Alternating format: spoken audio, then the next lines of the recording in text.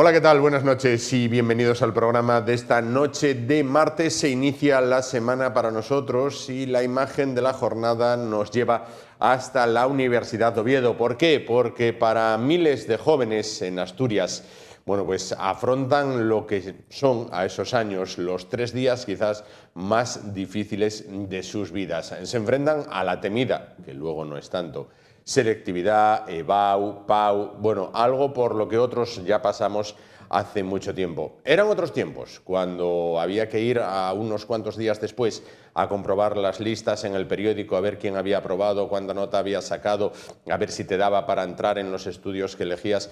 Ahora la tasa de aprobados está disparada, roza casi el 100%. Ahora muchos van buscando nota. Son tiempos de nervios e incertidumbre para los jóvenes. Pero ¿cómo lo recuerdan? ¿Cómo recuerdan aquellos tiempos de selectividad? Los que ya la afrontaron hace muchos años. Es el tema de nuestra encuesta de hoy. ¿Qué recuerdas sobre tu época de selectividad? Pues nada, la verdad que muchos nervios, pero al final te llevas preparando todo el curso y es un examen más, es lo que hay que pensar. Lo único que, claro, los nervios, el pensar que te la juegas todo a unos exámenes, es difícil, pero nada, la experiencia bien. Pues nos lo esperábamos todos mucho más difícil de lo que en realidad luego es. Sobre todo es el ir a hacerlo a algún sitio que no conoces, pero luego los exámenes son exactamente igual que los de clase si te lo han preparado bien. Sencillo al final. A ver, yo la hice ya hace unos cuantos años, pero lo que puedo destacar es el nerviosismo, ¿no? O las ganas de terminar esa etapa tan importante de nuestras vidas para continuar con otra. Eso es lo que más recuerdo. En cuanto a algo más concreto de los exámenes o de la dificultad de ello, ya hace mucho tiempo. Pues bueno, nerviosa, pero bien. ¿Y alguna cosita destacable? Bueno, el año pasado el examen de lengua fue muy difícil y bueno, en historia me quedé en blanco, pero bueno, bien. Pues con muchos nervios, pero bueno, al final cuando la acabas haciendo no es para tanto como dice la gente. ¿Alguna cosita destacable? No ir nerviosos y nada, si estudiaste seguro que apruebas, que no es muy difícil. Bueno, pues así fue. Como ya no hay mili, como ya no hay servicio militar, pues para muchos el recuerdo más tenso de sus vidas es el de la selectividad. Ahora sí, comenzamos el programa con la cabecera.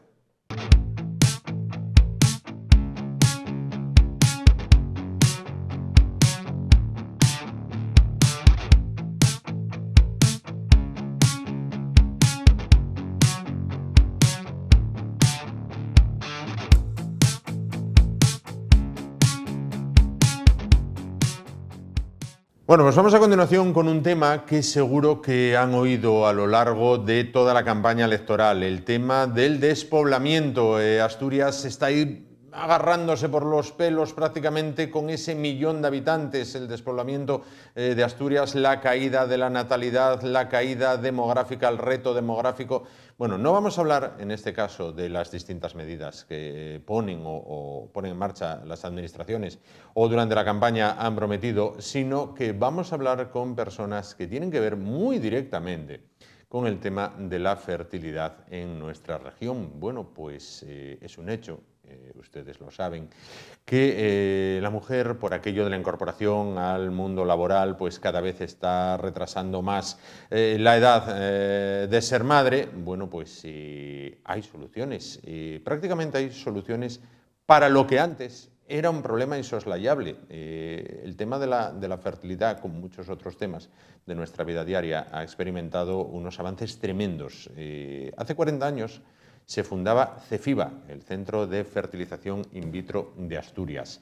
Su alma mater, desde aquel entonces, es una de las personas que hoy nos acompaña. Es el doctor Pedro de la Fuente. ¿Qué tal, doctor? Buenas noches. Buenas noches, Juan. Encantado que esté con nosotros. Encantado de estar aquí otra vez más. Gracias. Le acompañan dos integrantes de su equipo. Ellos son Inma Barros, que es embrióloga en CEFIBA. ¿Qué tal? Buenas noches. Hola. Y junto a ella, Alan Bernal, que es ginecólogo. Buenas noches. ¿Qué tal? Buenas noches. Bueno, pues junto a ellos vamos a hablar de distintas técnicas, de distintas soluciones que a día de hoy, lo que hace 40 años, bueno, pues podríamos considerar casi ciencia ficción. Bueno, pues a día de hoy permiten a muchas mujeres asturianas ser madres y a muchas parejas formar familias. Doctor, hace 40 años se fundaba CEFIBA. Si a usted le dijeran, ¿de qué se siente más orgulloso? ¿De qué se siente el doctor más orgulloso? Mire, Juan, yo la verdad es que me siento orgulloso de bastantes cosas, porque he tenido la suerte, yo creo que he tenido mucha suerte de disponer de un equipo siempre, un equipo para cada momento. Tengan en cuenta que si empezamos hace 40 años, pues no todos los que empezamos estamos aquí ahora. Y ahora estoy muy orgulloso de la capacidad de renovación de este equipo. Yo me he dado cuenta de algo que no sabía que eso podría existir, y es que el equipo, sin darme cuenta, se renueva, cambia, se incorporan las nuevas técnicas, porque esto es el tema de la reproducción es uno de los campos que ha avanzado enormemente en estos 40 años. Es que se ha refundado continuamente, se han empezado a hacer cosas y nuevas cosas, y crees que ya has llegado al límite y siempre hay una cosa nueva, y cada vez estás en algo novedoso. Y esto realmente es excepcional. Yo me siento muy orgulloso de eso.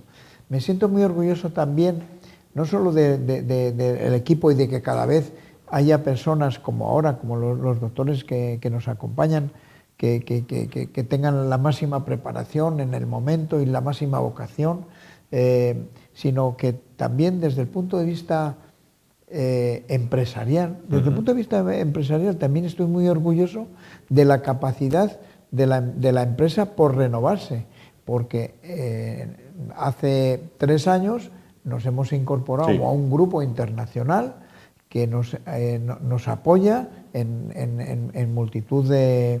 No solo hace que la empresa sea más moderna, que es muy importante desde el punto de vista de la gestión, sino que nos ayuda a incorporar con más sencillez las novedades tecnológicas que suceden continuamente. Claro.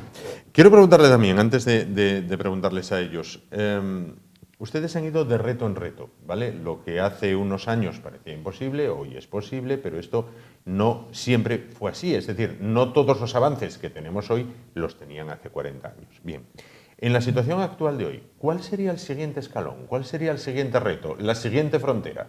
Bueno, ahora tenemos varias fronteras, pero uno de los retos que tenemos es la lucha contra la edad en la reproducción. La edad en la reproducción, eso sí que es un reto que es muy difícil de subsanar, porque la mujer tiene una limitación. En este caso la mujer, no es el varón, La mujer tiene una limitación que es el recuento, que podemos hablar después que es la reserva ovárica. La reserva ovárica ahora pasa igual que en tiempo de los romanos. Se acaba en el mismo momento, aunque parezca que ahora la mujer, pues evidentemente tiene más la vida de la mujer se ha prolongado enormemente, pero el ovario no se ha prolongado. Bueno, pues ahora tenemos ese reto, es luchar contra los efectos de la edad en la reproducción. Hablaremos de eso. Y vamos con sus compañeros. Inma Barros, es usted embrióloga en CEFIBA. Vamos a ver, esto si preguntamos a nuestras abuelas, bien, o incluso a nuestras madres, cuando una mujer de la edad de mi madre, de la edad de mi abuela ya ni digo, bueno, pues se casaba y llevaba varios años de matrimonio y no había descendencia, siempre el comentario era: pobre, ella no puede, ¿vale? Es decir, el hombre quedaba fuera de toda duda, ¿vale? Era como, el hombre puede, por supuesto que puede, es ella que no puede. Esto ya hace años que se ha descubierto que no es así. Hay casos en los que no puede ella, hay casos en los que no puede él. Actualmente, ¿cómo está el tema de la importancia del factor masculino? Bueno, pues como has comentado, Juan, es verdad que siempre el factor masculino como que se queda en un segundo plano. Antiguamente, más que ahora, pero a día de hoy nosotros lo llamamos como el gran olvidado, ¿vale? Porque sí es cierto que antes parecía y ahora que con un seminograma normal, que es donde nos refleja, tenemos una primera visión de cómo es la calidad del factor masculino, sí parece que está todo normal, todo lo que damos ahí. Pero no, nos hemos dado cuenta, gracias a que la ciencia, como ha comentado el doctor de la Fuente, y sobre todo en el tema de la reproducción asistida, avanza muy rápido, nos hemos dado cuenta que existen estudios y técnicas que ayudan a investigar un poquito más ese espermatozoide por dentro y ver si ocurre algo más o no y bueno, ayudar a ese espermatozoide, conseguir el mejor, igual que buscamos el mejor óvulo y buscamos lo mejor en el gameto femenino, pues igual en el factor masculino. Y bueno, sí que es verdad que cada vez yo creo que se le da más importancia, pero deberíamos de darle más, porque es obvio que a día de hoy el gran problema está en la edad de la mujer, la edad materna avanzada. Pero bueno, sin olvidarnos que hay un 50% del factor masculino que es igual o tan importante como la mujer. Entonces, a día de hoy hay que darle toda esa importancia que se merece. Claro. Factores como, pregunto desde la absoluta ignorancia, usted me corregirá si me equivoco, factores como, no sé, la contaminación ambiental, el modo de vida, la alimentación, ¿hacen que la calidad del semen vaya disminuyendo? Sí, totalmente. De hecho, está demostradísimo, hay muchísimos estudios que lo demuestran y lo que tú dices, expuestos a pesticidas, la alimentación, una vida saludable en todos los sentidos de deporte, luego también afecta si fumas o no, es decir, todos esos factores externos a nosotros perjudican. Entonces sí que se ha visto que la calidad seminal ha bajado muchísimo. De hecho, los valores hoy en día que se consideran como normales, hace 10 años o menos, eran muchísimo más altos. Es decir, que ahora la normalidad son valores más bajos que antiguamente. Entonces, por eso, porque la OMS, que es la Organización Mundial de la Salud, es la que estudia y recoge todos estos datos y es donde se demuestra que ha descendido la calidad seminal. Entonces, por eso los valores normales han bajado también con ello. Claro. Sí. Si me permite, yo puedo dar un testimonio de esto en primera persona. Yo cuando empecé esta especialidad ya hace un tiempo, bueno, voy a decir el año, porque fue en el año 78, 1978, Sí. Entonces consideramos que un seminograma era normal con 60 millones de espermatozoides. Y ahora lo normal son 15 millones. 15 millones. Total. 15 millones. Hasta ahí, esto en una generación ha disminuido la normalidad en esto. Ahora consideramos normal eso. Si seguimos bajando las cifras, al final vamos a tener que decir, como ya manifestamos en alguna conversación que tuvimos, es que si seguimos así, el hombre solo va a poder reproducirse in vitro, porque vamos a tenerle que ayudar para que los espermatozoides funcionen. Claro. ¿Y esto es debido a? Pues lo que hablamos, sobre todo a todos estos factores externos que disminuyen la calidad seminal. Igual que pasa con la calidad del óvulo, también se baja y no solamente una paciente joven tiene que tener buena calidad ovocitaria, no, porque también existen todos esos factores que disminuyen la calidad de ambos gametos. Y eso está en nuestra rutina día a día. Claro. Bueno, Alan Bernal, ginecólogo en CEFIBA, ¿cuándo usted aconsejaría que la pareja debe realizar o puede realizar un estudio de fertilidad? A ver, normalmente aconsejamos ir a las parejas, o una pareja se aconseja que debe empezar a hacer un estudio de esterilidad cuando lleva más de un año, o cuando lleva un año buscando el embarazo activamente y no se consigue, obviamente sin usar ningún método de anticoncepción. Tal. Y también hay que tener hincapié que si la pareja tiene arriba de 35 años, sobre todo lo que la mujer tiene arriba de 35 años, no dejarlo pasar tanto tiempo. A lo mejor con 6 meses es suficiente para ya empezar a enfocar a hacer algún estudio. Porque claro, a partir de los 35 la fertilidad va bajando un montón por año, cerca de un 10-15% por año. Para cuando llega a los 40 años es que está muy bajo el porcentaje. Entonces normalmente a partir de un año de buscar el embarazo activamente, y si tienen arriba de 35 años, pues con 6 meses es suficiente para acercarse a la clínica para empezar un estudio de esterilidad. Claro. De media, entonces, y cuidado cuando hablamos de media porque estamos hablando de personas, ¿no? Pero de media la frontera sería 35 años en la mujer. De media la frontera sería 35 años. A ver, no necesariamente. Es que un problema de esterilidad puede ocurrir en cualquier momento. O sea, puede ser una chica, puede ser una pareja, si a lo mejor tienen 30 años y él tiene un problema, pues no va a venir este embarazo. La media de edad de pacientes que estamos viendo en la clínica, sí, es una edad alta. Claro. Normalmente está entre 35 y 38 años, más o menos. Entonces, y cada vez se va viendo que va subiendo más esa edad de las pacientes. Se acercan a la clínica, pues a lo mejor con 40, con 42. Hay pacientes que hasta más, que tienen 44, 45 años, y dices tú, es que ya cuando se acercan, es que esa reserva ovárica que tiene esa paciente ya está casi agotada o es nula. Entonces la paciente, cuando va con la idea de que puede conseguir un embarazo, que ahora sí lo voy a buscar, pues ya llega un momento que a lo mejor ya es tarde para poderlo conseguir. Para eso estamos para tratar de ayudar, pero también hay un límite. Llega un límite que se te agotó la reserva ovárica, se agotó. Entonces hay que acercarse a tiempo y no cuesta nada preguntar, acercarse a una consulta de, oye, tengo esta duda, ¿qué pasa si pasa el tiempo, no estoy consiguiendo el embarazo? Bueno, voy a esperar, a lo mejor no pasa nada por preguntar, te acercas y hablamos 30 minutos, estamos hablando de una consulta y le resolvemos las dudas y mínimo van orientadas, pero el problema es cuando no se acercan, no preguntan y el tiempo va pasando. El tiempo va pasando, sin duda.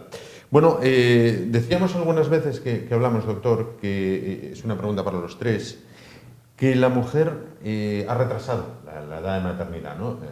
Nuestras abuelas quizás fueron madres con 20 años, nuestras madres con 25 y ahora a los 35, por ejemplo, ¿no? por continuar con esas cifras.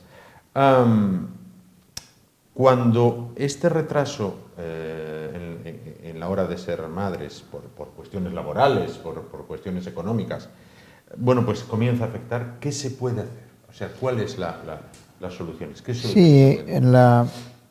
Hombre, tenemos en una clínica de reproducción tenemos varias vías de poder actuar. Bueno, lo primero que tenemos que hacer en una clínica de reproducción, todavía, desgraciadamente, porque no lo deberíamos hacer en la clínica de reproducción, es que cada mujer conozca cuál es su reserva ovárica. Ese es un mensaje que a mí sí que me gustaría dejar hoy adelante.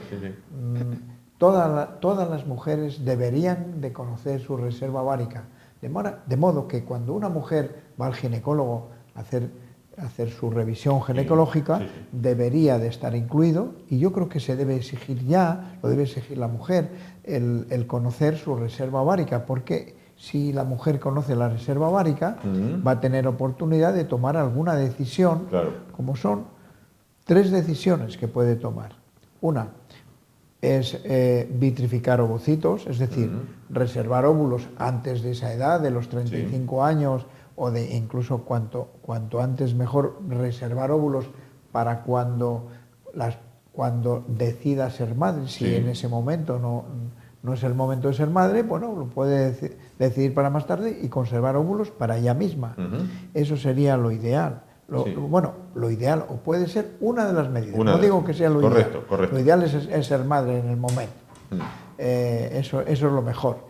Pero luego otra oportunidad, otra cuestión ya es, una es vitrificar ovocitos, otra es algo en lo cual que está estudiando el doctor Bernal, por cierto, es cómo hacer el rejuvenecimiento, qué hacer con el rejuvenecimiento ovárico. Esa es una palabra un poco rimbombante que a mí no me gusta, pero bueno, lo puede comentar él si quiere, lo puede explicar él. Y luego también tenemos otra alternativa, que es recurrir a donantes de óvulos cuando ya no hay ninguna solución. Recurrir a donantes de óvulos. Bueno, vamos a explicarlas de manera que lo entiendan todos los espectadores, ¿no? Vitrificación. ¿Qué es vitrificación? Vitrificación. ¿Qué es y cuándo puede hacerse? Total. Vitrificación de ovocitos es el concepto que se conoce en reproducción asistida, pero realmente es una congelación de ovocitos. Pero es una congelación muy rápida, ultra rápida. Entonces se le denomina vitrificación. Realmente lo que consiste es que nosotros, pacientes, lo recomendable es que sean menores de 35 años, por todo lo que estamos hablando. Y porque también tenemos mejor calidad ovocitaria, y también mayor número de ovocitos. Es lo normal, la media, menor de 35. Entonces las pacientes se tienen que someter a una punción ovárica, ¿vale? Que es sencillo, y nosotros captamos todos los ovocitos que encontramos en esa punción ovárica y los tenemos que congelar. Es un proceso que es bueno, que ya está muy estandarizado en todas las clínicas, para nosotros lo hacemos de rutina todas las semanas, pero bueno, tiene que ser un proceso muy cronometrado, muy milimetrado, porque el óvulo es solo una célula. Entonces, como es solo una célula, es muy sensible, entonces hay que tratarla con mucho mimo y ser muy preciso y tener, bueno, pues obviamente también haber tenido una formación para ello, ¿no? Pero es un proceso que, bueno, a día de hoy está más que estandarizado, pero bueno, hay que ser sobre todo eso, muy minucioso a la hora de vitrificar óvulos. Entonces, claro, permite que una paciente que dentro de 5 años quiera ser madre no tenga que correr el riesgo de, oye, me he quedado sin reserva ovárica, ¿vale? Sobre todo por eso. Entonces, bueno, pues a día de hoy la verdad es que, como dice el doctor de la Fuente, debería de comentarse en cada revisión anual ginecológica y orientar a la paciente y que tengamos esa oportunidad de tomar una decisión con tiempo, que lo más importante es el tiempo. Sí, para que nos entendamos todos y haciendo un poco el símil, es como meter dinero en el banco, para cuando lo necesites. Sí, sí, se podría llamar así, como una hucha de ovocitos, correcto, totalmente. Correcto, sí, sí, correcto. Doctor Bernal, me decía el doctor de la Fuente, rejuvenecimiento ovárico. Bueno, me decía, quizás rejuvenecimiento no sea la terminología más adecuada, pero se le conoce así. ¿Qué es esto del rejuvenecimiento ovárico? Con el rejuvenecimiento ovárico lo que estamos tratando es de poder conseguir rescatar el último número de óvulos que le quedan al ovario y tratar de prolongar la vida de ese ovario. Entonces lo que se hace normalmente es, nosotros en la sangre tenemos factores de crecimiento. Entonces normalmente cuando a una paciente llega para hacer la técnica de rejuvenecimiento ovárico, pues se saca una muestra de sangre, de ahí sacamos una porción del plasma. Esa parte del plasma tiene esos factores de crecimiento que se inyectan directamente al ovario. Así como se hace en lo de la piel, en el pelo, en las articulaciones, eso del plasma rico en plaquetas, pues es esto mismo. Entonces eso se inyecta directamente al ovario y eso hace que el ovario se estimule. Al estimularse podemos rescatar todavía algunos folículos que estuvieran ya que estuvieran como dormidos o que ya estuvieran medio. Sí, como que ya los últimos que le quedan al ovario. Y con eso tratamos de rescatar los últimos óvulos que nos podrían valer para hacer un tratamiento de reproducción asistida. Claro. ¿Y eso es lo último que hay ahora? Bueno, es parte de lo último, sí. O sea, esto es una técnica bastante nueva. También se puede poner a nivel endometrial. En caso de pacientes que tengan, por ejemplo, abortos de repetición, pues también ese mismo plasma se puede administrar, se puede poner en el endometrio y eso también se dice que estimula el endometrio y evitar así abortos. Es otra forma también que se puede aplicar. Claro. Don Pedro, me decía usted, me explicaba la doctora Barros el tema de la vitrificación, me explicaba el doctor Bernal el rejuvenecimiento. La donación de óvulos, en modo alguno hay que entenderla o hay que entenderla como lo de la gestación subrogada, ¿no? No. O sea, no tiene nada que ver. No se parece en nada, pero está muy bien que me haga esa pregunta, Juan. Que ha estado tan de moda por el tema este de la... Porque, bueno, ahora es verdad que la maternidad subrogada parece que está en la boca de todo el mundo, también por razones políticas. Y la abodonación, pues ese es un tema que cogimos ya hace muchos años. En CEFIBA empezamos hace 25 años. Es más, cuando teníamos las primeras mujeres que eran donantes de óvulos, yo siempre, no me canso de dar mensajes, por favor, si vas a ser donante de óvulos, si quieres ser donante de óvulos, dirígete a nosotros, a los centros de reproducción, que te vamos a recibir con muchas ganas, porque hay pacientes que no tienen otra posibilidad de tener hijos si no es con óvulos de donante. Pero fíjese, con óvulos de donante, o sea, la diferencia con la subrogación es fundamental. La subrogación es que es un embarazo en otro útero. Y esto es un embarazo en el útero de la propia mujer. La mujer lo que no pone, digamos, de ella es el óvulo. El ovocito viene de una donante que va a tener similitud a ellas, claro. Tiene su fenotipo. Sí. Esa es es una diferencia fundamental.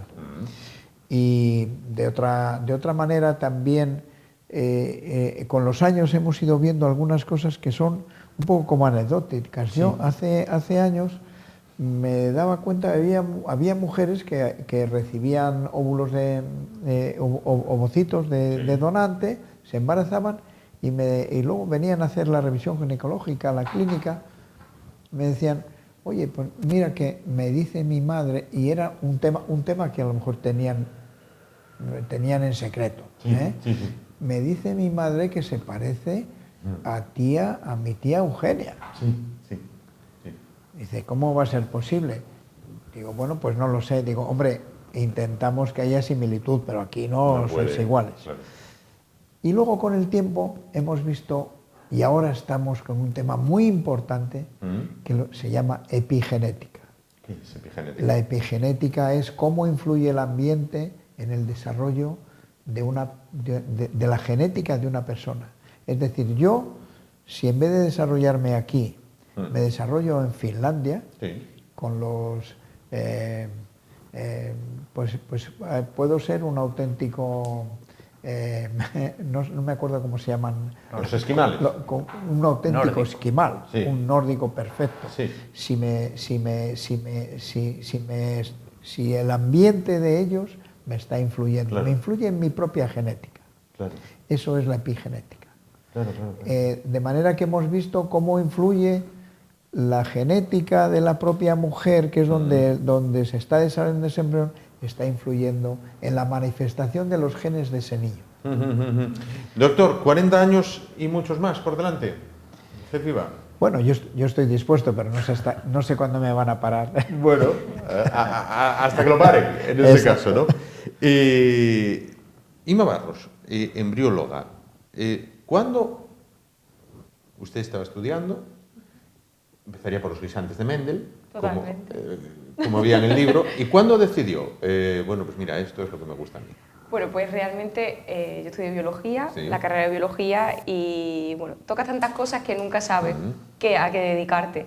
Pero fue curiosamente en un congreso en Portugal, hablaron del desarrollo embrionario, que cogía un espermatozoide de un óvulo y se creaba ese embrión, y que, bueno, pues al fin y al cabo nuestro trabajo ayuda a mucha gente. Mórula y gástrula, traía mi libro de biología. Eso es. Y bueno, ahí fue cuando yo me llamó la atención, y luego ya, bueno, me especialicé en un máster, las prácticas necesarias, y ya, claro, a día de hoy, pues es mi día a día. El día a día, sin duda. Alain Bernal, ginecólogo. El doctor empezó hace 40 años y ha visto cosas a día de hoy, avances que serían ciencia ficción. Sí. ¿Usted va a ver cosas? Seguro que sí. Que ahora mismo no imaginaría. Sí, seguro que sí. De hecho, estuvimos en un congreso hace menos de un mes y se están haciendo cosas como, por ejemplo, conseguir, por ejemplo, un espermatozoide a raíz de otra célula. Entonces, para alguien que no puede generar esos espermatozoides, claro, que no tiene entonces en una muestra, pues a lo mejor poder llegar a tener espermatozoides de otra célula, pues es algo importante. Claro. Entonces, pues esos cambios se pueden llegar a conseguir con el tiempo. Y se verán muchas cosas más, claro. A futuro va a haber cosas, va a haber un cambio bastante importante en el tema de la reproducción asistida. Sin duda. Vendrá de mano de la genética, probablemente. Sí. La genética es lo más importante hoy en reproducción asistida, porque es donde más profundidad tiene y donde más se puede abarcar y cambiar lo que hoy en día tenemos. Bueno, pues lo veremos, espero que lo veamos y espero que nos lo cuenten. Doctor, le decía al principio de qué se sentía más orgulloso. Hay una parte de la que yo creo que se tiene que sentir tremendamente orgulloso, y yo creo que siempre lo cuento cuando estoy con usted. Cuando uno es paciente suyo, como me pasó a mí, por ejemplo, y va a la consulta con ustedes y pues vas como muy desorientado, es algo a lo que nunca fuiste, bueno, vas con tu cosa de, bueno, a ver esto. Y atraviesas un pasillo y hay unos paneles con fotos de muchísimos chiquillos, bebés guapísimos. Y entonces ese es el momento en el que dices, estoy en el buen sitio, porque si todos estos salieron de aquí, el mío tiene que salir también. O sea, ¿no? Es decir, y esas fotos se van sumando una a una, ¿no? Sí, eso pasa como con el equipo, se va renovando. Se va renovando, claro. Si no cabrían en el pasillo, y es una satisfacción porque uno se distrae, vas viendo y se distrae. Sí, bueno, yo he puesto hasta la de mi nieto, que no nació allí, pero bueno, la bueno, pero hay que ponerlo, sin duda. Mis nietos. Efectivamente, ahora ya ahora ya se vuelve orgulloso, en este caso. Muy orgulloso. Genial. Pues muchísimas gracias a los tres. Don Pedro de la Fuente, director de CEFIBA, muchísimas gracias por estar con nosotros. Inma Barros, embrióloga en CEFIBA, muchísimas gracias por estar con nosotros. Y Alan Bernal, ginecólogo en el CEFIBA, gracias.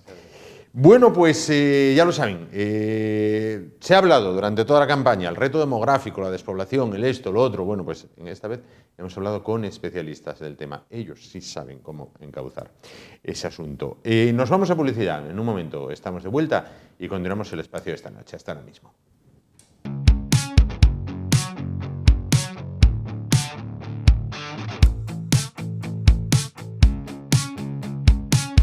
Bueno, continuamos el espacio de esta noche con más entrevistas personales. Y si ustedes siguen nuestra programación de manera habitual, bueno, pues entre programas verán muchas veces unas imágenes, no porque su autor esté esta noche con nosotros, pero hay que decirlo, unas imágenes bellísimas de prácticamente toda Asturias, por no decir toda, concejo a concejo, bueno, pues imágenes a vista de pájaro, como se titulaba aquel programa que hace muchos años, había en televisión española, bueno, pues a vista de pájaro. En este caso, a vista de dron. Bueno, pues nuestro siguiente protagonista, es el autor de esos vídeos que son verdaderamente fabulosos. Se trata de Ignacio Terán. ¿Qué tal? Buenas noches. Hola, buenas noches, Juan. Hoy no vamos a hablar de actualidad, ni de política, ni de nada de esto, ¿no? Aunque siempre está lleno de contenidos. Si quieres hablamos de actualidad. No. Si eso mañana o pasado podemos hablar de actualidad y de política. Decía yo, ver el mundo a vista de dron, bueno, concejo a concejo, pero ahora embarcado en un proyecto singular del que hablábamos cuando se inició hace meses, que es grabar con dron la Catedral de Oviedo. El más magnífico, y creo que en esto coincidiremos todos sin entrar en localismos, templos que en Asturias hay. Bueno, pues sin duda, como dice el deán de la catedral, Benito Gallego, dice, la catedral no es parroquia porque tiene todas las parroquias de Oviedo y de Asturias en este caso. Bueno, ¿cómo está siendo la experiencia de grabar en la catedral? Luego aclararemos a qué pertenecen estas imágenes. La experiencia de grabar en la catedral yo creo que me ha abierto una perspectiva sobre lo que es el templo en sí, que no tenía y que no tiene nadie. O sea, yo cuando hablo con gente que conozco, gente que, por ejemplo, sabes que soy muy aficionado a hacer fotos, y hablo con ellos, incluso historiadores que han trabajado en la catedral, se ve, el que han visto algún vídeo, no porque yo los haya soltado, sino porque se los he enseñado mi teléfono, mira esto, y dice, ¿y esto dónde está? Digo, pero chico, pues si tú eres historiador y has estado trabajando 6 años en la catedral, ¿cómo no lo sabes? No me digas, dame pistas. O sea, llegas a ver cosas que no has visto nadie nunca. Y además lo voy a decir así. Hay imágenes en este vídeo, en el proyecto, porque el proyecto es bastante complejo. Hay imágenes que no ha visto nadie. Que no ha visto nadie desde hace siglos.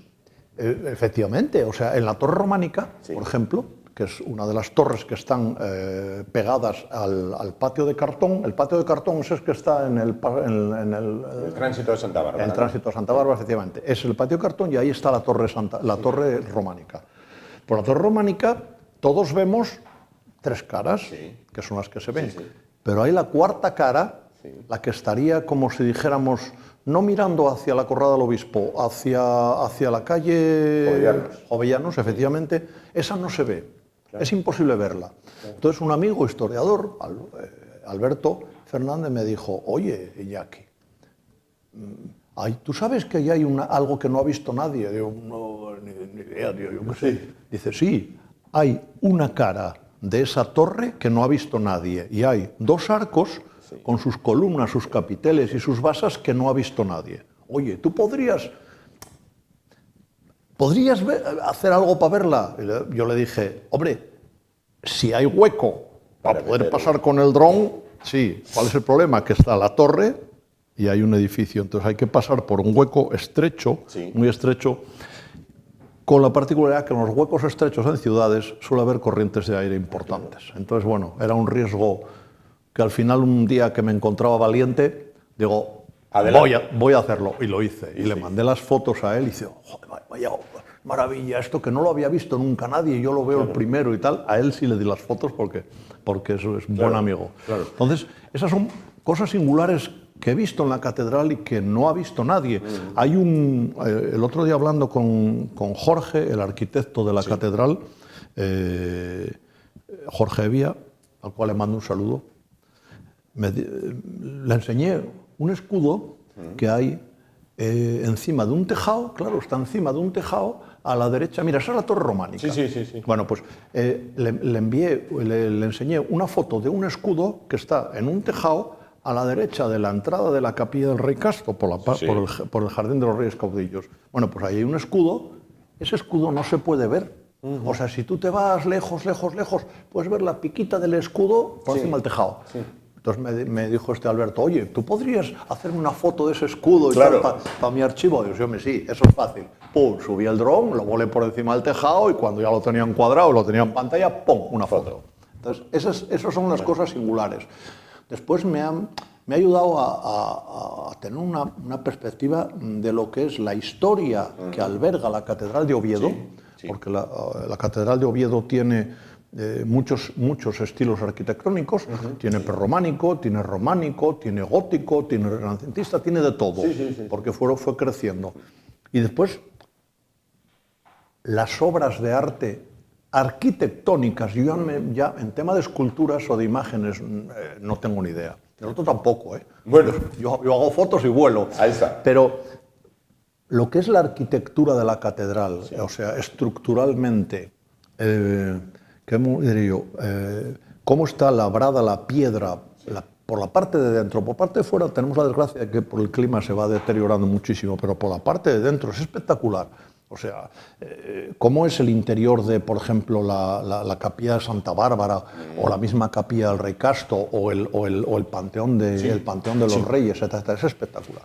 Este vídeo que estamos viendo combina, por una parte, la Catedral de Oviedo y por otra parte, el Monasterio de San Salvador de Cornellana. Este vídeo se estrenó el pasado viernes. ¿A qué corresponde? ¿Por qué motivo? Este vídeo de la catedral no se ha estrenado ningún vídeo. Sí. O sea, el proyecto no se ha estrenado. Este vídeo fue una configuración que se hizo o un mix de diferentes estancias de la Catedral de Oviedo y del Real Monasterio de San Salvador de Cornellana. ¿Por qué? Porque una sociedad civil Oviedo 21 el pasado viernes entregaba los premios Libertas 2023. En esos premios se recoge a las personas y o entidades que de alguna manera, tanto a nivel local en Oviedo, como en Asturias, como en España, como a nivel internacional, defienden ciertos valores. La libertad, la ética, la moral y los valores tradicionales que teníamos en las sociedades. Digo teníamos porque cada vez tenemos menos. Se han perdido. Pero bueno, yo lo digo porque es así. Entonces, como uno de los premiados era Oviedo, Origen del Camino, unido a lo que es la archidiócesis, entonces me preguntaron si podría hacer yo un vídeo para presentar los premios. Dije, sí, hombre, sí, yo os hago un vídeo, 3 minutos, con diferentes estancias de la catedral, y querían también que se incluyera el Monasterio de San Salvador de Cornellana. Que está un poco deteriorado, ¿no? Está hecho una mierda. Perdón. No, estamos de noche. Da pena verlo. Da pena. Tengo un proyecto hecho en San Salvador de Cornellana, igual que el de la catedral. Lo que pasa es que a mucha gente, no lo he publicado porque hay mucha gente que se le pondrá la cara colorada. Normal. O sea, un monasterio que cumple el año que viene 1000 años, que se haya dejado abandonar como está, es infame. Pero bueno, como yo digo, algunas veces me armaré de valor y lo haré público. Entonces, se incluye el Real Monasterio de San Salvador de Cornellana porque está pertenece al origen del camino y porque cumple los 1000 años el año que viene. Entonces me pidieron... Ahí está, San por fuera está el tejado rehabilitado, Sí, sí, pero por impecable. dentro da pena verlo. Bueno, Bueno, sí, lo vemos, ¿no? Por dentro. ahí se ven algunas imágenes del claustro, Sí. las piedras destrozadas, bueno, las paredes hechas polvo. Me daba mucha pena poner en el vídeo la parte interior, entonces solo puse la parte exterior del monasterio, porque bueno... Volvemos allá a la Catedral de Oviedo. La catedral, venga. Decía yo, vamos a ver, se sea o no creyente, ya cada cual sus temas, la Catedral de Oviedo impresiona, ¿no? La Catedral de Oviedo impresiona cuando estás dentro. Cuando estás fuera no te haces una composición muy vamos a decir, de los volúmenes y la estructura. Cuando estás dentro, impresiona vamos a decir, el valor arquitectónico, histórico y espiritual que tiene. Sí. O sea, nosotros sabemos, todos los asturianos, los obetenses, sabemos que la Catedral de Oviedo, inicialmente el proyecto tenía 2 torres, pero una no se pudo hacer porque el presupuesto se destinó a otras cosas. Sí. Pero después, cuando estás, por ejemplo, en esta imagen que estás volando, que estoy volando con el dron a la altura de las cristaleras, de las vidrieras, a unos 30 y tantos metros de altura, y ves esos detalles que no los ves desde abajo, que es por lo que yo me planteé hacer este proyecto. Este proyecto yo me lo planteé porque todos vemos las cosas de abajo para arriba. Entonces, tú miras así y ves una perspectiva. Es verdad. Pero no eres capaz de ver esos detalles, el San Salvador así, o entrar al claustro así. No sé, o por ejemplo esta que es la capilla de Santa Eulalia de Mérida. Claro. Santa Eulalia de Mérida está subida ahí arriba, entonces tú la ves... Y no la ves. No, está claro que no la ves. La capilla de los vigiles. Pero quiero decir, y quizás aquí en esta situación me ponga, no sé si inocente, si romántico, si una mezcla de todo. Ahora mismo estamos viendo, o tú estás viendo cuando lo grabas, lo que decía yo antes, cosas que el ojo humano no ha visto desde prácticamente el día que se construyó. Las mismas, es decir, claro. A esa altura no suben ni los curas, quiero decir. No, ahí no ha subido. No hay un corredor que digas, sí, hombre, y voy hasta allí... No, ¿cómo vas a subir ahí? No hay nada. Claro. No se puede. O sea, estás redescubriendo la catedral. Claro. Después, el proyecto se fue complicando. Sí. O sea, yo tenía una idea. Mira, esa zona no se ve. No. Está encima de la puerta, no se puede ver. No sé, ¿por qué? Porque ¿en qué te subes para verlo por encima de la puerta? La puerta tiene 6 metros de altura, pues no lo puedes ver. Entonces, el proyecto, digo, se fue complicando, Juan, porque yo empecé con una idea de proyecto. Iba a hacer un vídeo de la catedral y tal. Después me replanteé el proyecto en sí, hacerlo de otra manera. O sea, cuando descubrí el valor intrínseco que iba a tener la catedral y todo lo que tenía dentro, decidí, de acuerdo con don Benito Gallego, al cual le envío un cordial saludo desde aquí. Otro saludo de mi parte, 2 saludos. Dos saludos. Y el mío. 2 saludos. Ahí está. Y la gente que tiene allí, con Jennifer y con Carmen, etcétera, etcétera, les planteé que en vez de hacer un vídeo de la catedral, íbamos a hacer un vídeo de cada una de las estancias singulares de la catedral. Sí. Y así fue como empezó a desarrollarse el proyecto. El proyecto, que en principio era una cosa sencilla, lo empecé el 8 de febrero. Sí. El proyecto lo he terminado ayer. Sí. Luego han pasado 4 meses, sí, en los cuales, pues, para que os voy a dar algunos números, sí, por favor, para que os deis una idea de qué estamos hablando. Hay grabados 437 vídeos en la catedral volando. Todos volando con el dron. 437. Eso supone 7 horas de grabación, que no de vuelo, porque yo estoy volando y hasta que no estoy donde quiero estar y la imagen que yo quiero, no empiezo a grabar con el dron. Sí. El dron grababa 7 horas de vídeo. Eso es una, para que se dé la gente idea de cuánto pesa, eso pesa 236 gigabytes en resolución de 4K. Después, además, hay 698 fotografías de 23 megapíxeles. 698 fotografías. 340 horas ha sido lo que es revelado de fotografías y preparación, o sea, hacer los vídeos. Sí.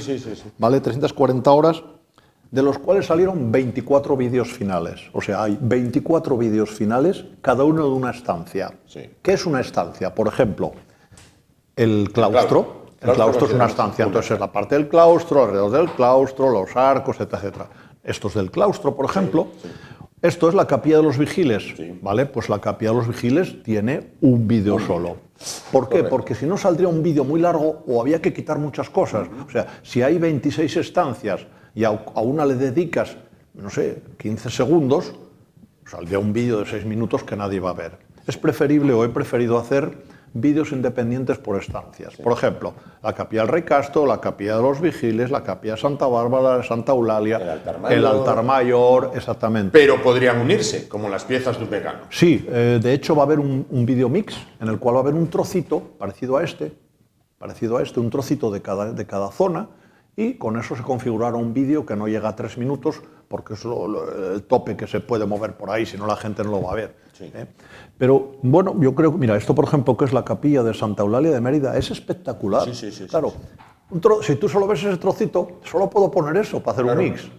Pero si tengo un vídeo, o te puedo hacer un vídeo completo solamente volando por el interior de la capilla de Santa Eulalia de Mérida, la gente tendrá la capacidad de vivir lo que es la estancia. Hay que señalar que por primera vez un dron vuela dentro de la Catedral de Oviedo, ¿no? Es decir, por primera vez se graba el vídeo. Creo que sí, por lo menos yo que yo sepa, esto no lo ha hecho nadie.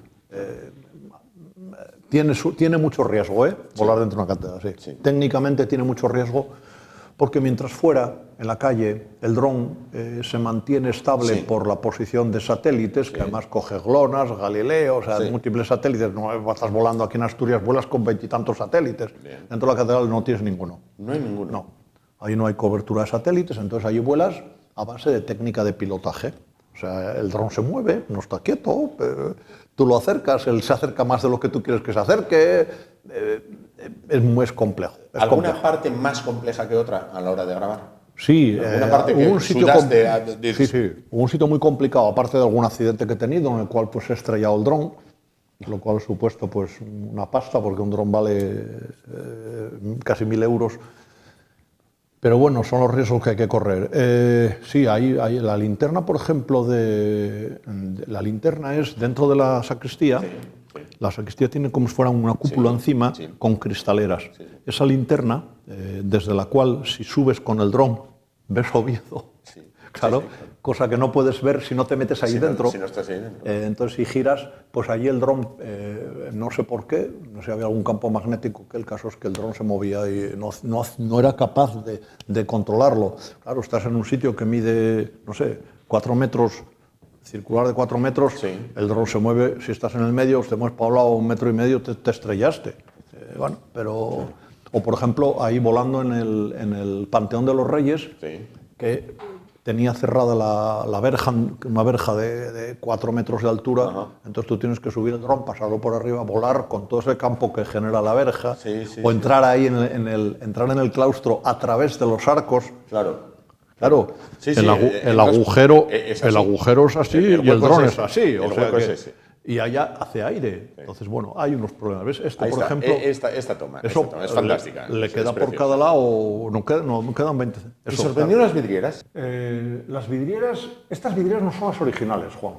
Las vidrieras originales las destruyeron, no sé, cuando la guerra civil se terminaron de destruir, queda un cachito pequeño. Estas vidrieras, que son una obra de arte, no percibimos las caras ni los personajes. Tú ves desde abajo la luz, tienes el sol ahí arriba, te da de frente, no la ves. Entonces, si tú vuelas con el dron, subes a 30 metros de altura y te pones delante de la vidriera, la imagen que recibes es la realidad de lo que vería el artesano que hizo la vidriera.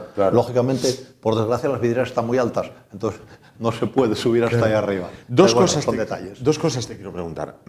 Por una parte, hay una novela tremendamente conocida de Ken Follett, que es Los Pilares de la Tierra.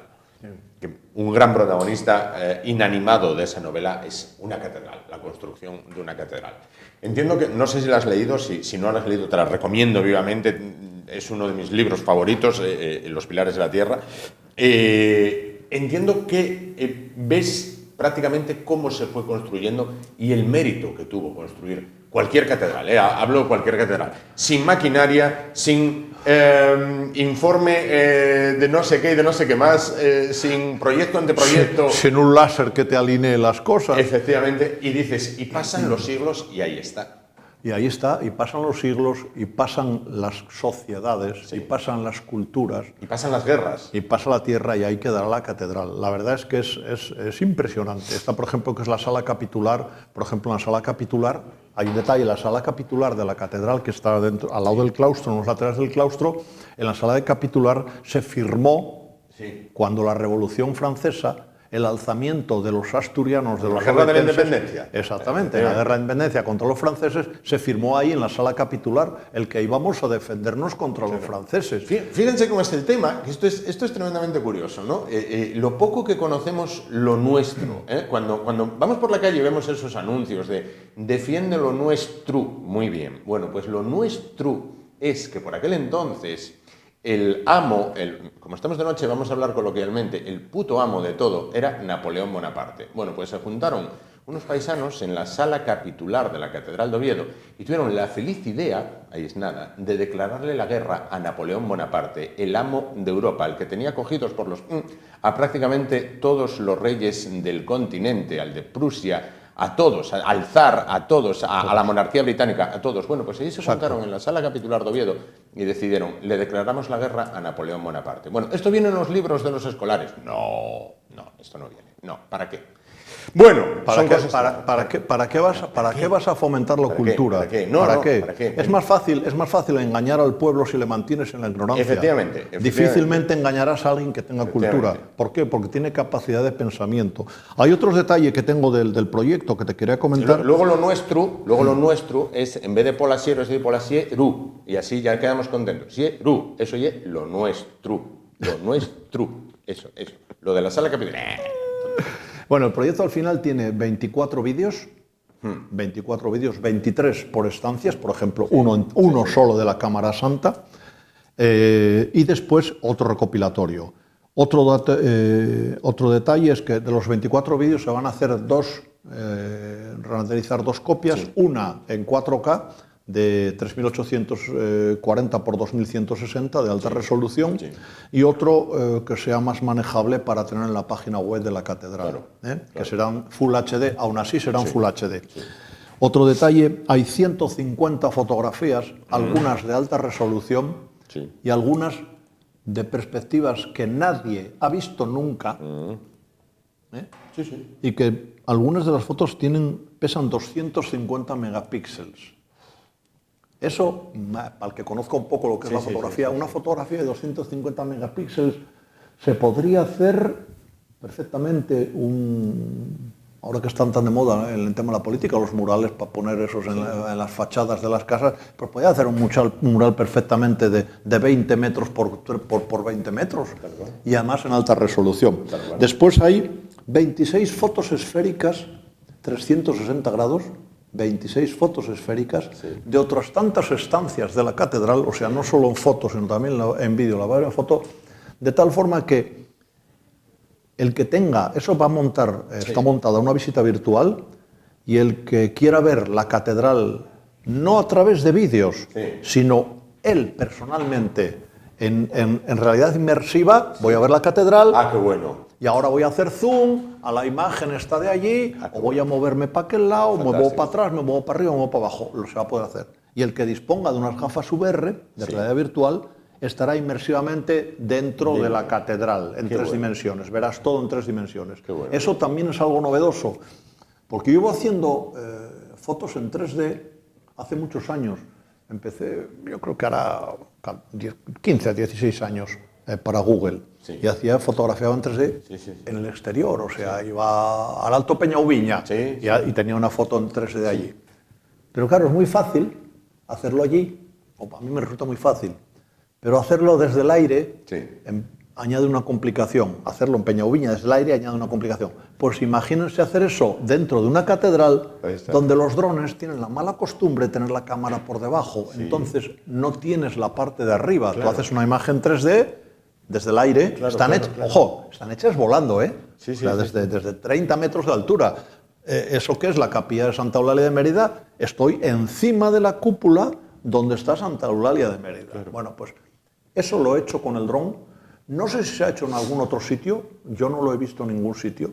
Hacer una imagen en 3D del interior de una catedral, una imagen en 3D en fotografía. Qué bueno. Eso se hace con 36 fotografías de 25 megapíxeles cada una. Qué bueno. Bueno, eso es un poco los números de la catedral. Para finalizar, a futuro, vamos a ver, yo reconozco que soy un completísimo enamorado de la Catedral de Oviedo, me encanta la Catedral de Oviedo e incluso ya no estamos hablando de tema de creyentes y no creyentes, ¿no? Incluso hay veces que como tiempo libre me gusta ver la Catedral de Oviedo. Vale, yo toda la vida pensé, y esto es una apreciación personal, que la Catedral de Oviedo era lo más, ¿vale? Hasta que un buen día fui de vacaciones a Toledo. Y entonces dije, voy a ver la Catedral de Toledo. Vale. Ahí dices, capillita, la de Oviedo, al lado de la Catedral de Toledo. Ya estamos hablando de bien, no quiero imaginarme lo que puede ser Burgos o otras importantes, ¿no? Es bueno viajar, por aquello de evitar los nacionalismos, estar todo el día mirándose el ombligo y lo mío es lo mejor y lo que hay más para allá no vale para nada. No, cuando se viaja y se recorren lugares y se ve lo que tiene otra gente y tal, dices, uy, quizás, bueno, pues lo mío es muy guapo y lo quiero mucho, pero lo de estos quizás también es de esta manera. Bueno, a ver, que me estoy yendo. A futuro, Catedral de Toledo. Estás barajando Catedral de Toledo y Catedral de Panamá. Sí, la Catedral de Panamá es una cosa curiosa. Tengo un amigo en Panamá, muy buen amigo, desde hace muchísimos años, pues igual cerca de 20 años que somos amigos, y vio algo de esto. Sí. No esto porque esto no lo ha visto nadie, sino yo le comenté, también tiene un dron, le gusta y tal, y le envicié yo en el dron, ahí está. He sido yo el culpable. Ahí. Entonces este hombre me dijo, oye, José, porque allí en Sudamérica te llaman por el primer nombre, José, oye José, voy a hablar con un pata, porque un pata es un amigo de él, hay un colega, es pata, un pata, tal, dice que manda más de la Catedral de Panamá. Y la Catedral de Panamá se ha restaurado gracias a un español, Javier Gago, que bueno, movió los hilos y seguramente algo más que los hilos, porque hace falta mucho dinero para rehabilitar una catedral. Y me consta que les gustaría poder tener esto allí. Sí. Panamá está muy lejos. Yo he ido muchas veces por temas profesionales. Pero Toledo está más cerca. Toledo está más cerca. Toledo está más cerca, pero hoy en día casi está igual de lejos, porque si coges el avión, ir a Toledo tardas 5 horas, 4 horas y media desde Oviedo. Sí. No, Toledo, vamos a ver. Toledo surgió también por un comentario en la Catedral de Oviedo con Don Benito. Entonces, bueno, yo he hablado con ellos. Lógicamente no saben lo que he hecho porque no es público. Claro. Saben que estoy haciéndolo. No saben que ya lo he terminado. Sí. Cuando lo vean, seguramente van a querer algo que yo no puedo hacer. Yo esta catedral he tardado 4 meses. Sí. España tiene 96 catedrales. ¿Vale? No soy tan ambicioso de hacer 96. Yo he hecho la de Oviedo, que es la de Oviedo, como dices tú, es la nuestra, es la de aquí. Sí. La de Oviedo tiene mucha más historia dentro que otras catedrales. Sí. No solo por ser el origen del camino, no solo por tener albergar de las más importantes reliquias de la cristiandad, como son el Santo Sudario, la Cruz de los Ángeles, la Cruz de la Victoria, la Caja de las Ágatas, sino porque la historia que tiene detrás es mucha historia. Así es. Ha sufrido muchos avatares. ¿Me gustaría hacer la Catedral de Toledo? Pues sí, me gustaría hacer la Catedral de Toledo. Yo a Toledo no le voy a poder dedicar 4 meses. Claro. Sería inviable, no me puedo ir a vivir 4 meses a Toledo. O sea, yo a la catedral iba un día, claro, la catedral hay que cerrarla. Para hacer esto tiene que estar cerrada. Sí. O sea, no puede haber feligreses, no puede haber visita turística, no puede haber nadie. Tengo que estar yo solo. Yo solo o alguien conmigo. Normalmente yo estaba solo. Sí. O sea, a mí me cerraban la catedral a las 2 y me dejaban hasta las 4. Entonces yo andaba por la catedral, me dejaban el panel de luces, encendía la estancia que quería, no tenía llaves para poder entrar a los sitios, pero bueno, me dejaban abierto. Oye, ¿hoy qué vas a hacer? Hoy voy a hacer tal sitio. Vale, pues te dejamos abierta la puerta. Claro. Es complicado. Hacer un proyecto de esta envergadura requiere muchísimos recursos, no técnicos, sino personales, bastante conocimiento técnico, no digo ser un experto, pero sí bastante conocimiento, y arriesgas muchísimo cuando estás volando. Muchísimo. Hay imágenes que estoy volando, por ejemplo, por el claustro, a 80 centímetros del techo. El mínimo error te estrellas. Estrellarse un dron, el dron se va a la basura. Sí, sin duda. No tiene arreglo. Sin duda. Pero bueno, mira, aquí, por ejemplo, entrar por ese arco, pues no es fácil, no es fácil. Por ejemplo, voy a darte un detalle que desconocías y que descubrí yo en la catedral. El primer día antes de ponerme a volar, estudié la geometría de la catedral. En la catedral hay una cruz en el suelo, en el crucero, o sea, el crucero es la nave transversal, y la nave longitudinal es la nave central. Bueno, pues en el crucero, allí en el medio hay una cruz en el suelo. Entonces yo me puse en la cruz porque, como soy de ciencias, estudio la estructura en base a la geometría, ¿no? Entonces me puse allí a ver cómo iba a volar para hacer aquello, estudiando cómo lo iba a hacer. Entonces me puse a mirar, miraba para la derecha, miraba para la izquierda, miraba para la derecha. Y digo yo, ostras, la catedral no es simétrica. ¿No es simétrica? Dijo yo, no, la catedral no es simétrica. Entonces me movía para atrás y la gente, que en aquel día no estaba volando, estaba andando, la gente me miraba, yo me movía para atrás, unos pasitos, pum, pum, pum, 3 pasos para atrás, 3 pasos para adelante. Miraba, 3 pasos para atrás, 3 pasos para adelante. Y la gente, veía que la gente miraba, y yo miraba a la gente, yo estaba a lo mío. Yo lo veía, me miraba, ¿qué andara ese paisano haciendo ahí? Claro. Entonces, encontré a una persona de la catedral y se lo dije, oye, la catedral no es simétrica, ¿eh? Sí, es simétrica. No es simétrica. ¿Cómo que no es simétrica? Digo, no. Si tú te pones en el centro de la catedral, en el centro, y miras hacia la derecha, miras hacia la izquierda, deberías de ver el borde del arco, el trozo que entra al transepto por la derecha en dirección al acceso al claustro, y por la izquierda que va en dirección a la capilla del Rey Castor. Sí, ven aquí, ponte aquí, justo aquí. No la cruz, un poquito para atrás, ponte para atrás, mira para allí. ¿Tú ves el arco aquel? Sí, ¿hasta dónde ves? Hasta el pico. Ahora mira para allí. Allí no ves el pico, te falta un trozo para ver el pico. Claro. Anda, es verdad. Bueno, pues esas son cosas que descubres estando allí y viviéndolo in situ. Qué la bueno. verdad es que yo disfruté haciéndolo por un tema personal, porque era un tema personal, un reto personal mío.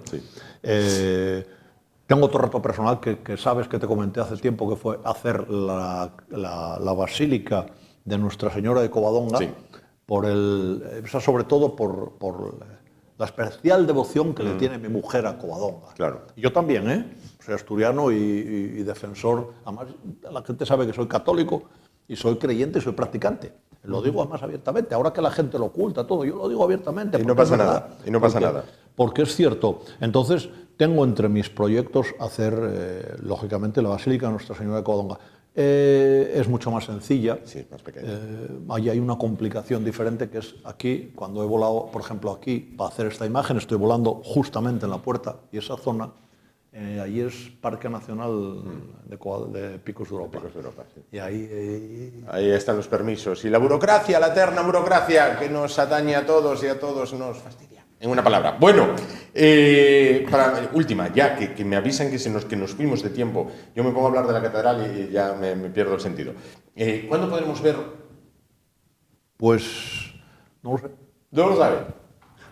Yo os descubro una cosa. Venga. En la mochila llevo un disco, un SSD, de 1 terabyte, en el cual está el proyecto. Y cuando salga de aquí, aunque ya es bastante tarde, mi intención es entregarlo a una persona con la cual he quedado para dárselo, una persona de la catedral. Toma, ahí tienes el proyecto entero. Ahí está. Ahora la catedral será el que tenga que mover ficha, porque me consta que la idea es hacer una presentación para los medios de comunicación. Por la singularidad del proyecto, no porque yo tenga nada especial ni nada, sino porque la catedral quiere lanzar el proyecto dentro de su página web. Sé que hay fotografías que oye, ¿me puedes hacer una fotografía específica de la Inmaculada porque quiero hacer unas estampitas para los fieles? Oye, ¿me puedes hacer una fotografía específica de este elemento? Bueno, pues eso ha ido complicando el proyecto técnicamente para mí. Pero bueno, al final el proyecto ha salido adelante. Yo se lo daré a ellos esta noche. No sé cuándo lo harán público, supongo que pronto, pero ya interviene la empresa que lleva la página web, etcétera, etcétera, porque se complica la cosa a nivel de la página web. Ellos sabrán cómo. Hay cosas que ya se pueden ver. O sea, la visita virtual, por ejemplo, de la catedral entera, esa se puede ver. Pues estaremos atentos a ello. Ignacio, como siempre, muchísimas gracias por estar con nosotros. Te vemos esta semana también, pero para hablar ya de cosas, no de lo divino, sino de lo humano. Espero que no sea de política. Bueno, algo tocará, sin duda, algo tocará porque estamos en el tiempo de ello. Bueno, pues ya lo saben, visiten la Catedral de Oviedo, que merece la pena, y cuando vayan por ahí de vacaciones o de viaje o de tal, y hay una ciudad que tenga catedral, visítenla también, porque merece la pena verlas y a lo mejor, bueno, pues si son aficionados a ello, comparar. Por ejemplo, te voy a poner un ejemplo, y esto es una apreciación meramente personal. La de Múnich, la de Catedral de Múnich, sí. Bien, yo fui a ver la Catedral de Múnich, vamos a ver la Catedral de Múnich. No vale para nada, al lado de la de Oviedo, no, ¿vale? Mira Múnich, qué ciudad es, quizás la segunda ciudad más importante de Alemania, después de Berlín. No vale para nada. Yo estuve también en la de Colonia, tampoco. No, la de Colonia no la vi. Tendría ganas de verla, pero la de Múnich y no sabemos. Y no vale la disculpa de, oye, no, que es que seguro que quedó tirada cuando la guerra y luego la reconstruyeron. No, porque los pilotos norteamericanos no tiraban sobre la catedral porque la utilizaban para orientarse. Es decir, hay que bombardear de la catedral a la izquierda, exacto, de la catedral a la derecha. Entonces ellos mismos no tiraban sobre la catedral porque les servía de orientación. Y no vale para nada. Es una iglesia, pero no tiene nada que ver con una como la de Oviedo. En España hay catedrales espectaculares. Fantásticas, magníficas. Bueno, ahora, yo algún día haré alguna catedral más. Sí. Y espero, antes de que, vamos a decir, que la edad me impida hacer estas cosas, porque con la edad vas perdiendo reflejos. Y aunque los entreno habitualmente, esta semana, por ejemplo, he estado volando en sitios complicados también, sí, ahí para el Palmón Sacro. Sí. Pero bueno, sigo compaginando interior con exterior, etcétera, etcétera. Tengo varias cosas en cabeza, soy un culo inquieto. Como debe ser. Muchísimas gracias por estar con nosotros esta noche. Gracias a vosotros, Juan. Bueno, pues nos vamos rápidamente a publicidad y a vuelta, como todos los martes que se precien, vamos a hablar de literatura con un libro escrito por un asturiano publicado aquí en Asturias. Hasta ahora.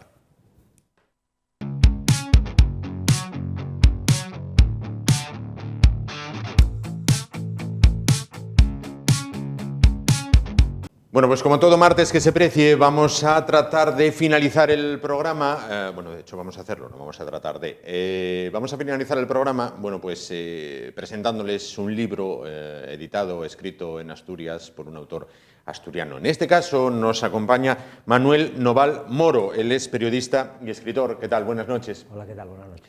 Y nos presenta Tratado contra el Tedio. Bueno, ¿qué es Tratado contra el Tedio? Pues es un manual urgente de comunicación antirrollazo o cómo dejar de aburrir a las piedras, algo que les puede interesar no solamente a ustedes, sino también a nosotros. ¿Cuál es la fórmula para evitar el bostezo del público en una conferencia?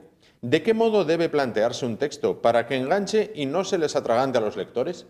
Manuel Noval Moro, tras 20 años de experiencia en la prensa escrita, revela con un tono divertido y ameno las reglas básicas para expresarse de una manera efectiva, directa y sin rodeos.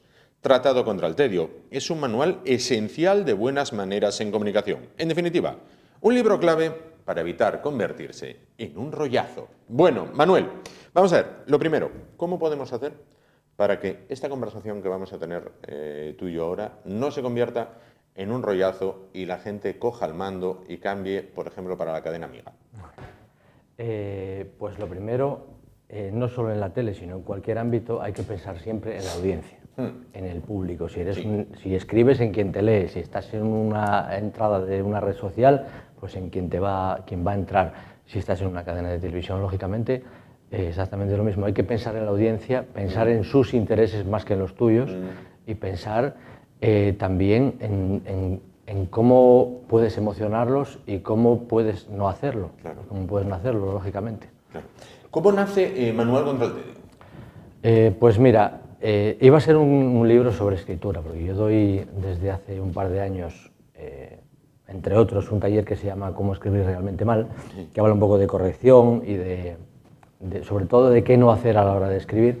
Iba a ser un libro sobre escritura, pero hace poco poco antes de que saliera, de que me pusiera a escribir, o cuando estaba poniéndome,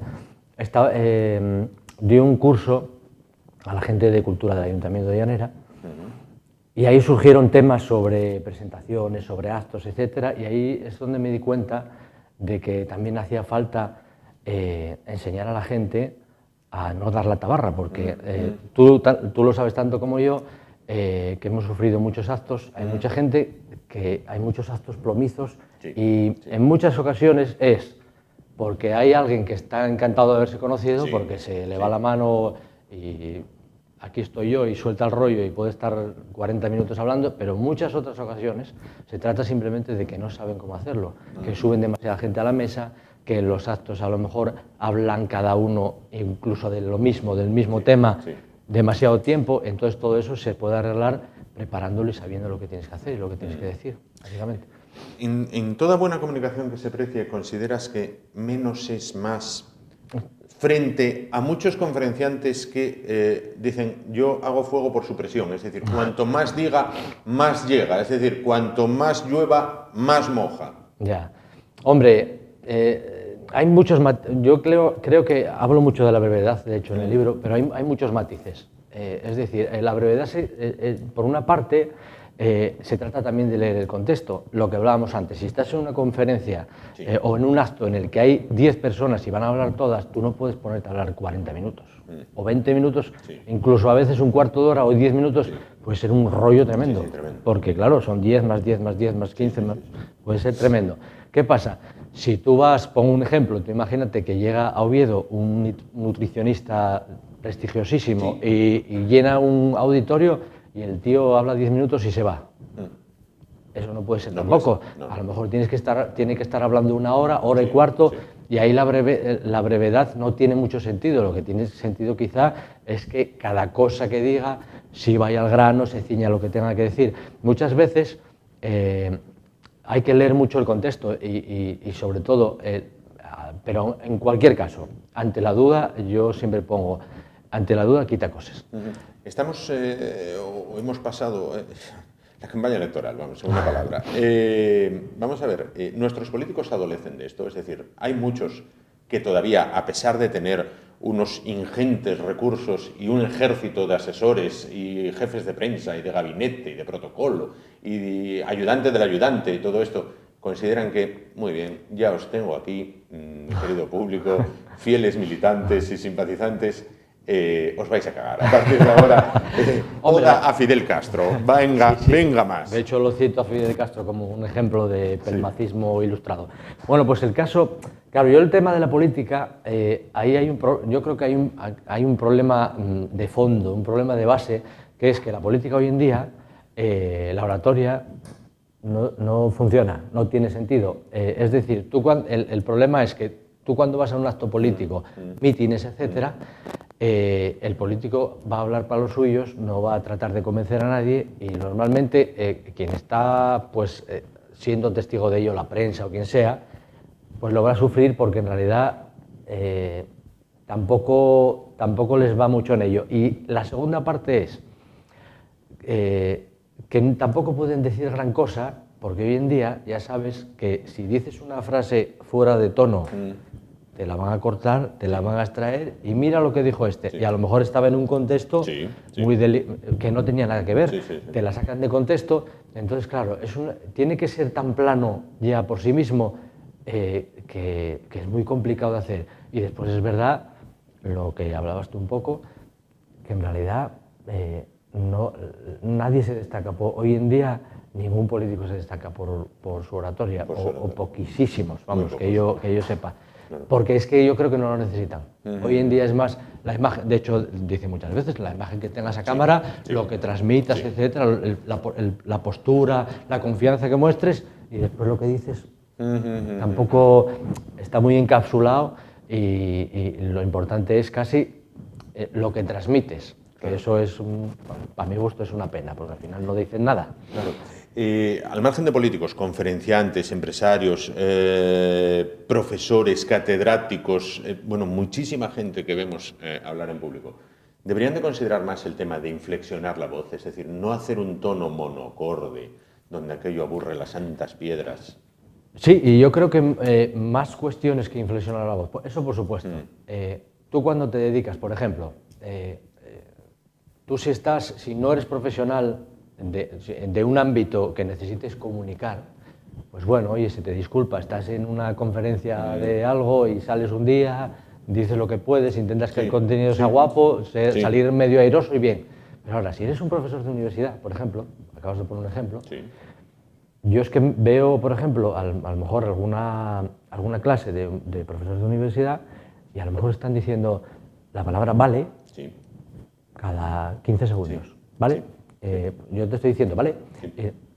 Dice, es que eres un profesional, te dedicas a eso. Es verdad que tú, a lo mejor lo tuyo es la investigación, que es una fuente de conocimiento, pero tú te dedicas a eso. Tú te dedicas a transmitir tus conocimientos a los alumnos y estás diciendo, vale, vale, vale. No puede ser, no puede ser. Y de la misma manera, toda persona que tenga, para la que la comunicación sea importante en su ámbito, debería de cuidar esas cosas. Yo creo que la debe de cuidar.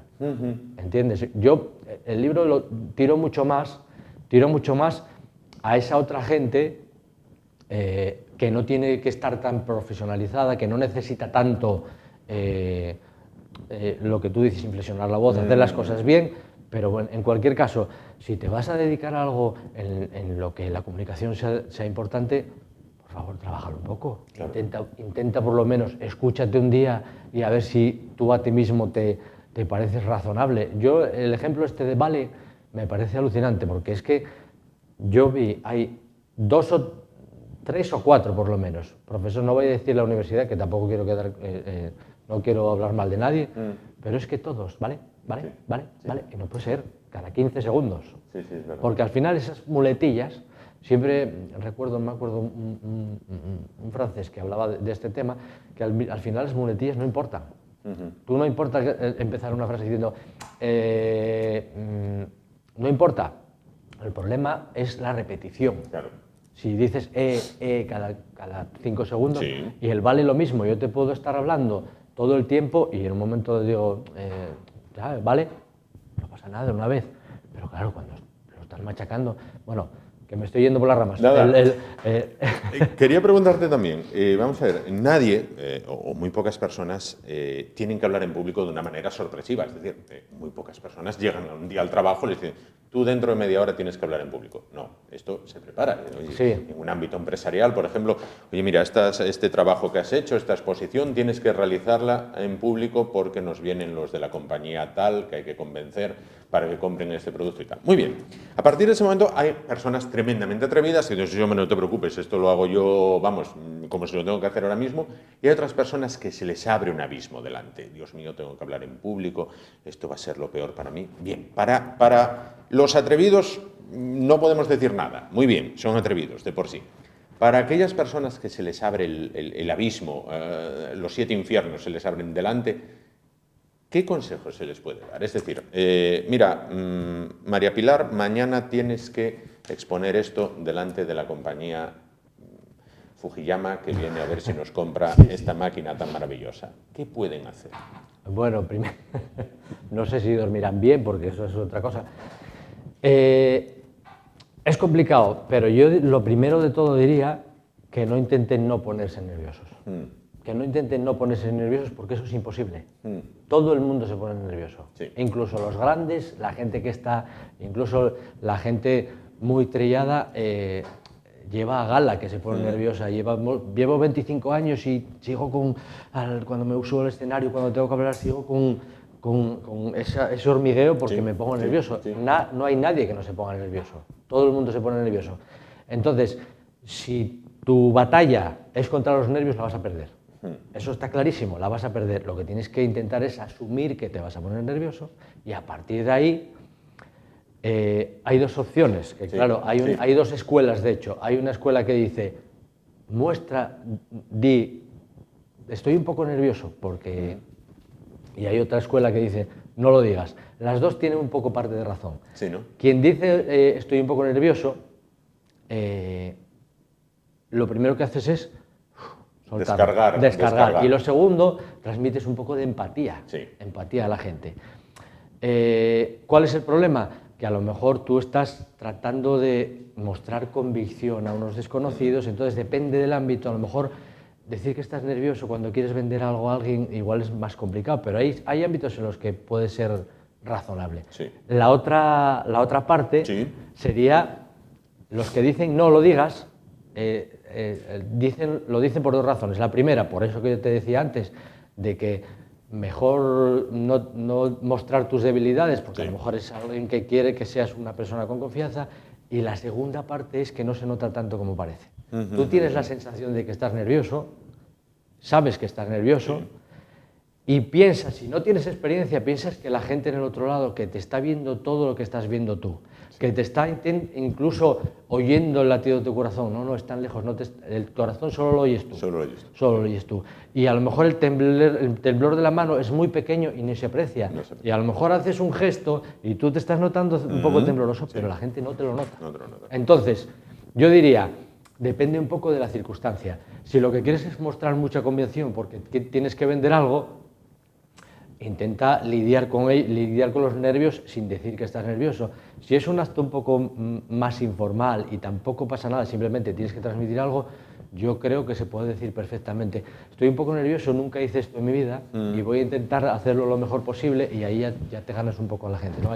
Entonces, pero yo, por resumir, yo diría que hay que tratar de lidiar con los nervios, pero la palabra lidiar es fundamental. No hay que luchar contra los nervios, ni tratar de no estar nervioso, porque eso no funciona. No funciona. Pero en cualquier caso, eso se aprende con la práctica. Claro. Lo ves con la práctica. Claro, claro. Que esa es la historia. El conferenciante, o el que está impartiendo su discurso, ofreciendo su discurso, ¿tiene algún modo de ver que está comenzando a aburrir al público? Hombre... Quiero decir, y voy a argumentarlo, yo recuerdo ruedas de prensa en las que, llegado cierto momento, comenzaba a escucharse...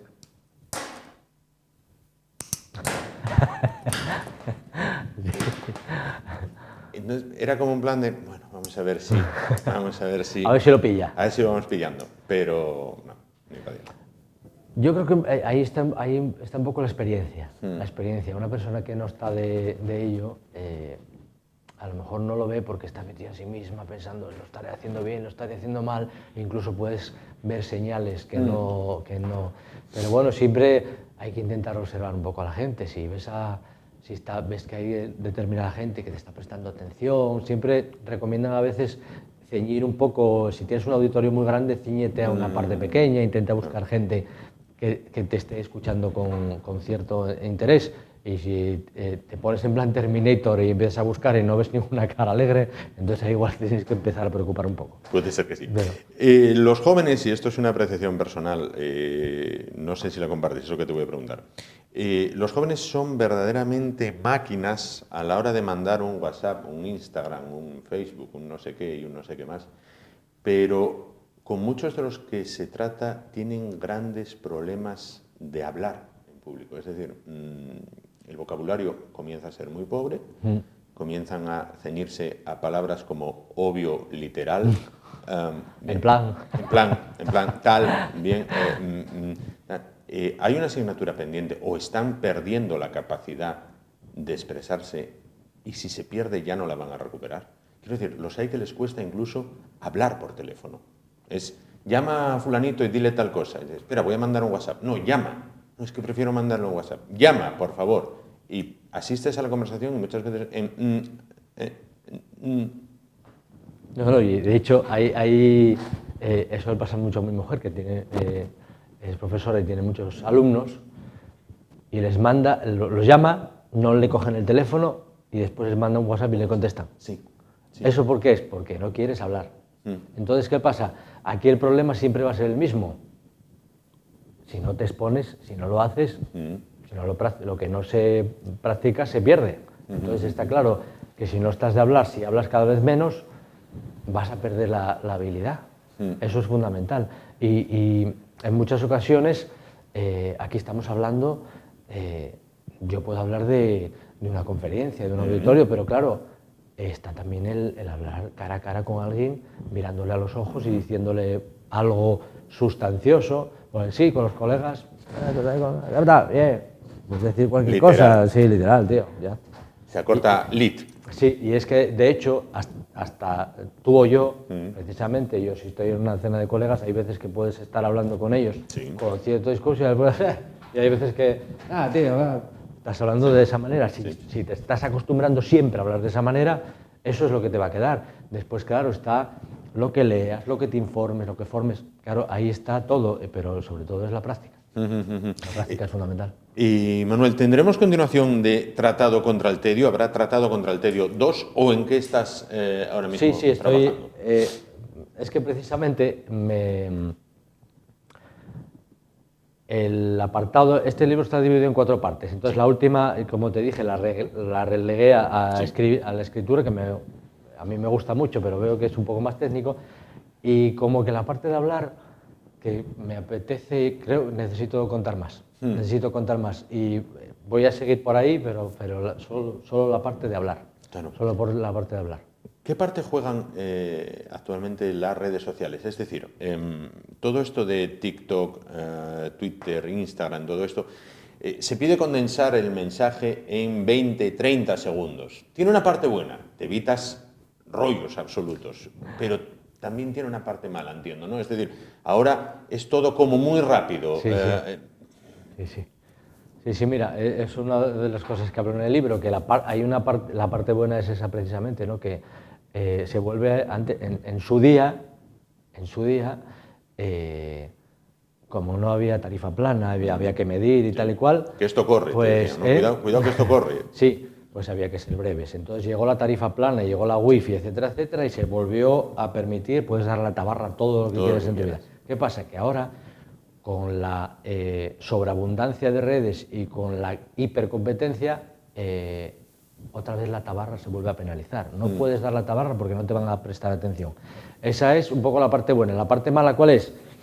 Eso, que el discurso tiene que estar tan encapsulado que claro, tienes que medir mucho y es muy difícil. Pero bueno, ahora yo creo que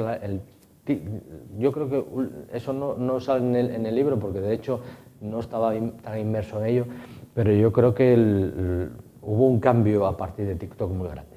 Porque TikTok llevó a los Reels de Instagram, que es una copia, llegó a los Shorts de YouTube, y entonces ahora ya ahí la adicción ya llega mucho más. Ahora ya la lectura... Tú entras en Instagram, por ejemplo, estás viendo una entrada de alguien, puede ser interesante, entra un vídeo y ya entraste en la bobina, y cuando te das cuenta llevas media hora viendo a gente caer de culo, y ¿sabes lo que te digo? Entonces ese para mí es el gran problema, que como no tengas eso, y eso me pasa a mí, que me encanta leer, que tengo una edad y que bueno, que vengo de otra época, pero imagínate a gente a la que le dejan con 10 años hacer eso. Entonces, que te pongas a leer un libro o un texto de más de 2 folios, te vas a morir directamente. Entonces, eso para mí es lo que lo cambió todo fueron la bobina, el pulgar, que eso es lo más adictivo del mundo, a todos. Efectivamente. Bueno, como para finalizar, ¿qué recomendación? ¿Qué 3 cosas básicas para aquella persona que tenga que hablar en público y diga, bueno, no quiero aburrir? ¿Cuáles serían los Padre, Hijo, Espíritu Santo de este tema?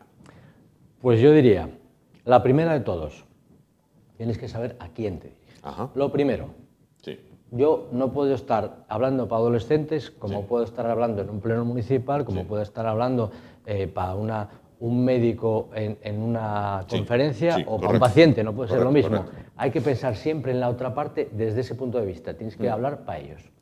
Eso sería la primera, pensar siempre en la otra parte y olvidarte de ti mismo. La segunda, exposición, es decir, te tienes que exponer. Lo que hablábamos antes de gestionar los nervios se aprende como dice el refrán, contando huevos aprende a capar. Sí. Entonces, solo puedes hacerlo si te pones. Si te pones. No es lo mismo una persona que lleva exponiéndose 2 días a una persona que lleva 1000. Es imposible. Y aparte aprendes a gestionar los nervios, aprendes mucho. Esa sería la segunda parte. Y la tercera parte, yo diría, está un poco relacionada con la primera, buscar pocas ideas, ahí lo de pensar con el público. Buscar pocas ideas y que puedan llegar. No puedes, para ti, todo es importante. Yo hablo de mi gran mundo en miniatura. Tú te dedicas a algo 8 horas al día y después de haber estudiado a lo mejor 25 años y para ti todo es importante y no te quieres dejar nada fuera. Entonces, eso no puede ser. Tú al final tienes que buscar algo que transmita, algo que pueda tocar la fibra de otra gente que no esté en lo tuyo y olvidarte de lo que no interesa, que es casi todo. Yo tengo esa cosa. Yo creo, sinceramente, que de lo que hacemos y de lo que a nosotros nos interesa y que queremos transmitir, el 95% no le interesa a nadie. No interesa. Hay que buscar ese 5% y transmitirlo bien. Claro. Pues completamente de acuerdo. Manuel Noval Moro, periodista y escritor, autor de Tratado contra el Tedio. ¿Dónde podemos encontrar el libro? Pues está en internet, se busca en plataformas, etcétera, está en internet y en librerías también. Pues perfecto. Ahí lo tienen. Tratado contra el Tedio. No aburrir al que tienes enfrente, que a día de hoy es una cosa fundamental y que tratamos de no hacer, no aburrir, al contrario. En este caso, Manuel, muchísimas gracias por estar con nosotros esta noche. Nos vamos muy rápidamente. Volvemos mañana. Será a partir de las 10 de la noche, en Una Noche Más. Hasta entonces, gracias por su atención, ánimo y adelante.